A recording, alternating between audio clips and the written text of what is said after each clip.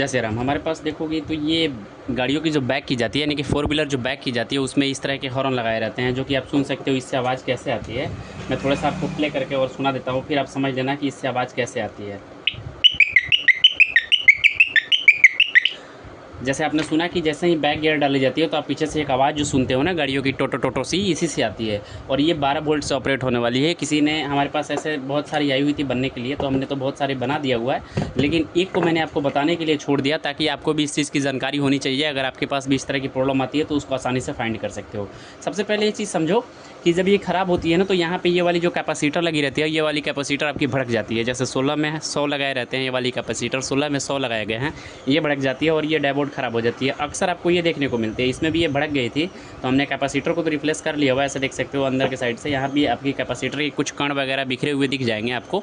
तो मैंने कैपेसिटर को तो रिप्लेस कर लिया हुआ है, लेकिन बात आती है कि कैपेसिटर रिप्लेस करने के बाद भी आपकी जब नहीं बजती है तो यहाँ पे एक आईसी लगाई रहती है। इस आईसी को चेकआउट करना होता है। जैसे आईसी का मैं नंबर आपको बता दूँ तो मैंने ऑलरेडी यहाँ से देखो तो मैंने पिछले कुछ स्पीकर से मैंने बदल रखा है। इसका एनी 555P के नाम से आईसी आती है, एनी 555P के नाम से इस आईसी का ख़राबी होता है। चलिए सबसे पहले तो मैं इसमें सप्लाई देता हूँ और आप देख लेना कि इससे कैसी आवाज़ें आती है, ये काम कर रही है कि नहीं कर रही है। तो जैसे कि मैंने सप्लाई दिया तो एक बार आवाज़ आई, ऐसे देखो। जब सप्लाई दे रहे हैं तो एक बार आवाज़ आ रही है, उसके बाद नहीं आ रही है। तो इस सिचुएशन में हम क्या करेंगे, फटाफट से इस आईसी को चेंज करेंगे।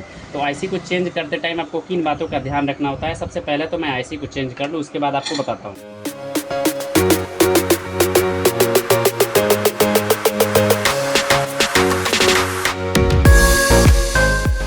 तो ऐसे मैंने आईसी को हटा लिया हुआ। और आईसी को लगाते टाइम एक चीज़ ध्यान रखना होता है, आईसी में कुछ खाँचे बने रहते हैं। ये ऐसे खाँचे जो बने रहते हैं ये आपकी कभी भी आगे की साइड होती है। जैसे मैंने आईसी का नंबर आपको पहले ही बताया, LF, जैसे मैंने आपको बताया LF 555, ये वाली वो भी आईसी, वही आईसी ये भी है। तो इसको हम ये इस जगह पे लगाएंगे और ये खाँचे कभी भी आगे की तरफ होती है।